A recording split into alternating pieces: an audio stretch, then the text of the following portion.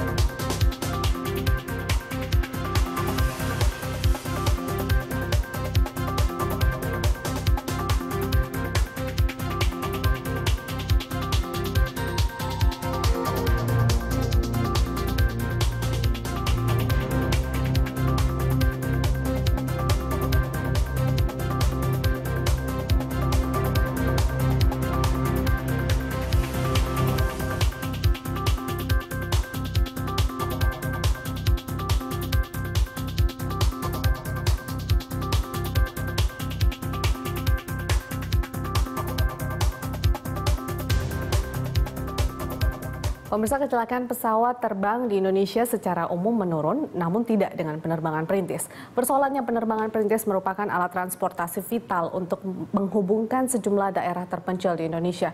Dan untuk mengetahui problematika penerbangan perintis, di studio telah hadir Kapten Pilot Aloysius Sigit Haryono yang 10 tahun menjalani rute penerbangan perintis.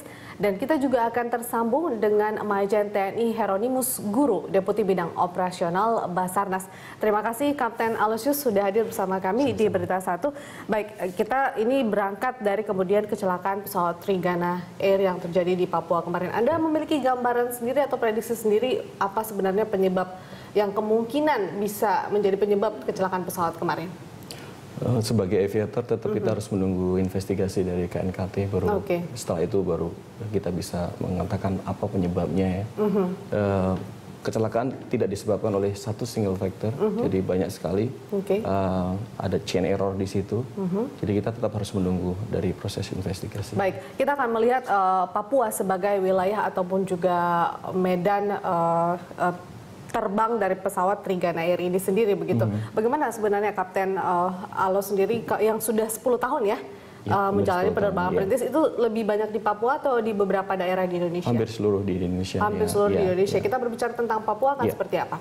Papua sangat challenge ya, karena memang terrainnya pegunungan banyak sekali di sana dan cuaca juga banyak berubah. Dan kebanyakan dari bandara-bandara tersebut diterbangi, dilandingi pesawat dengan metode visual, di mana tingkat kesulitan untuk melakukan visual approach sangat tinggi. Jadi karena memang harus mengikuti aturan visual, sehingga apabila saat approach kita terjebak dalam keadaan cuaca yang kurang baik, dan kita mempunyai escape plan tentunya, tapi escape plan tersebut kadang-kadang tidak bisa kita aplikasikan. Jadi akan sangat membantu apabila di dalam bandara-bandara perintis tersebut pun juga diinstal approach chart untuk instrumen. Approach chart itu yang sudah sempat mungkin ada di sejumlah bandara-bandara untuk penerbangan komersil mungkin begitu ya? Betul, bandara-bandara sebagian di Papua juga sudah terinstall, terequip dengan itu. Baik. Kapten Alo, kita akan melanjutkan perbincangan, namun saya coba menghubungi kemudian Majen Heronimus Guru. Halo Pak Heronimus. Ya, selamat malam Mbak. Selamat malam Pak Hero. Di studio juga sudah bersama kami ada Kapten Pilot Aloysius Sigit dan bersama saya ada Veronica. Baik, Pak Heronimus, kita ingin mengupdate jumlah kemudian jenazah yang sudah dievakuasi khususnya korban pesawat Trigana Air kemarin. Ya, untuk jumlah total semuanya kan kemarin 44 jumlah dewasa, 2 anak, 3 bayi, dan 5 kru. Dan hari ini kita sudah temukan 54 jenazah di lokasi. Demikian. Baik, ini 54 jenazah sudah ditemukan dan sudah dievakuasi atau sedang dalam proses evakuasi, Pak Heronimus? Karena proses evakuasinya itu kita menunggu menggunakan evakuasi udara. Yang jelas bahwa sekarang sudah dalam kantong-kantong jenazah dan siap untuk dievakuasi. Semula kita rencanakan menggunakan evakuasi lewat darat.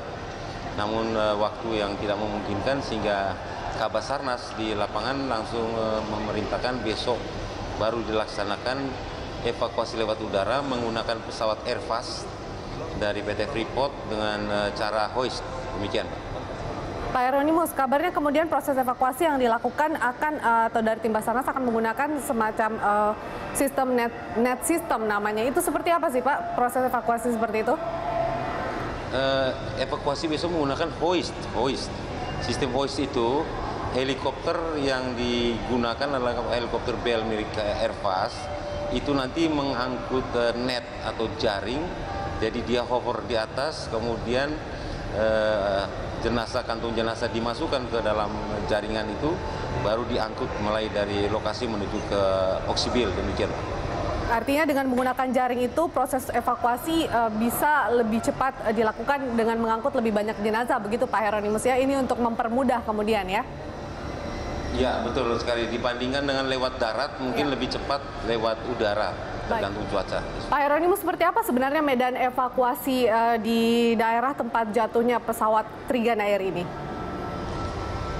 Memang medan yang kita dapatkan informasi dari lapangan bahwa medannya itu curam, sehingga hari ini tadi mereka tetap menggunakan menyiapkan helipad untuk ini. Jadi kalau seandainya menggunakan lewat darat mungkin mengalami kendala juga. Akhirnya Kabasarnas memutuskan besok tetap kita menggunakan yang diutamakan adalah evakuasi udara.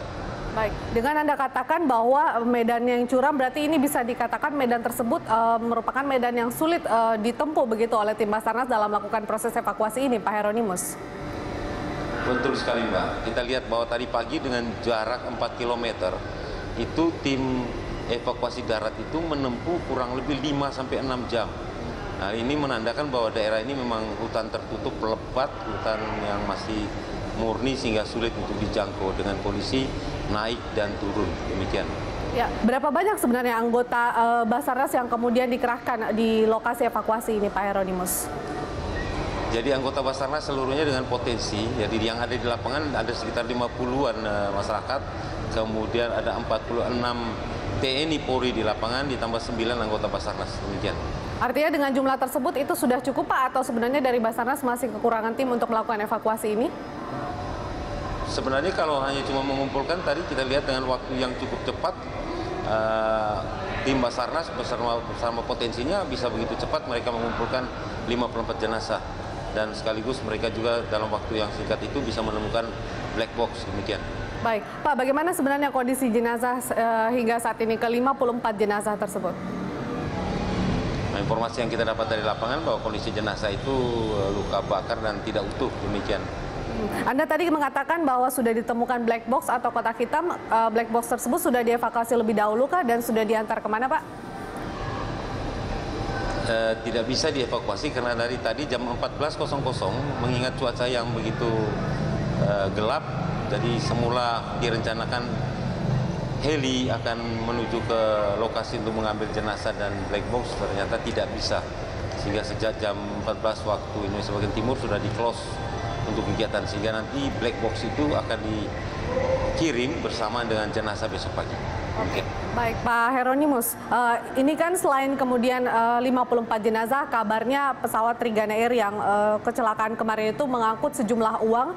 Ada yang mengatakan berjumlah 6,5 miliar, ada yang mengatakan berjumlah 23 miliar. Apakah memang ada lembaran-lembaran uang tersebut yang tersebar begitu di lokasi evakuasi, atau adakah temuan dari tim Basarnas, Pak Hieronymus? Kami belum mendapatkan laporan itu, kemungkinan karena memang semuanya itu fokus pada pencarian dan pertolongan, sehingga masalah uang itu sampai dengan saat tadi tidak ada laporan yang kita dapatkan dari lapangan. Demikian. Baik, belum ada laporan. Pak Hieronymus, saya kembali dengan narasumber saya di studio begitu ya Pak. Tunggu sebentar, saya ke Kapten Alo sendiri. Kalau kita dengar dari penjelasan Pak Hieronymus mengatakan bahwa memang cuaca yang berubah-ubah, yang frekuensinya sangat cepat begitu, itu menjadi salah satu kendala dan memang medannya yang curam begitu. Nah, Anda tadi sempat menyinggung mengenai visual approach sendiri. Apakah memang karena cuaca yang menjadi satu-satunya penyebab, atau karena alat yang memang ada di pesawat atau maskapai penerbangan perintis ini yang memang belum, saya katakan maaf, tidak terlalu canggih begitu?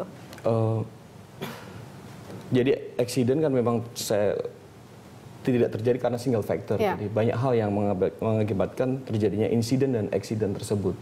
Jadi meskipun dengan visual rule, tapi kalau misalnya memang comply dengan aturan di visual akan safe.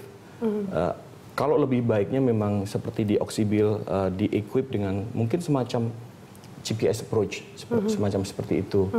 Jadi dari pilot sendiri sudah melihat cuaca di bandara tersebut, forecast-nya seperti apa, terus terbang dari tempat asalnya sampai ke tujuan tersebut dan akhirnya bisa desain mengikuti visual instrument approach tersebut akan lebih safe karena di situ akan diatur bagaimana lateral dan juga vertical separation dengan terrain. Kalau cuaca buruk harus bagaimana sudah ada aturannya. Dan kalau misalnya memang tidak bisa melihat runway pada certain altitude, kita harus misapproach dan kembali ke alternate airport ataupun kembali ke departure airportnya kalau memang itu jaraknya pendek. Baik, artinya dengan standar tersebut sebenarnya untuk pilot pesawat penerbangan perintis pun sudah tahu hal tersebut. Cuma apakah mungkin memang mereka terkendala untuk beberapa kondisi, misalnya seperti tadi sudah sempat digambarkan kondisi daerah yang curam atau cuaca. Ini terlepas dari kecelakaan pesawat Trigana Air, begitu kita melihat beberapa tantangan-tantangan yang dihadapi pilot penerbangan perintis.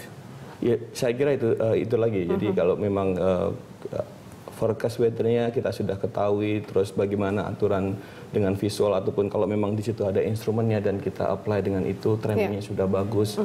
Terus dari semua sisi saya lihat kalau misalnya memang sudah comply dengan itu, saya kira mungkin kita bisa meminimasi accident dan insiden. Oke, baik. Kapten Alo, kita masih akan melanjutkan perbincangan di segmen berikutnya. Pemirsa tetaplah bersama kami di Prime Time Talk.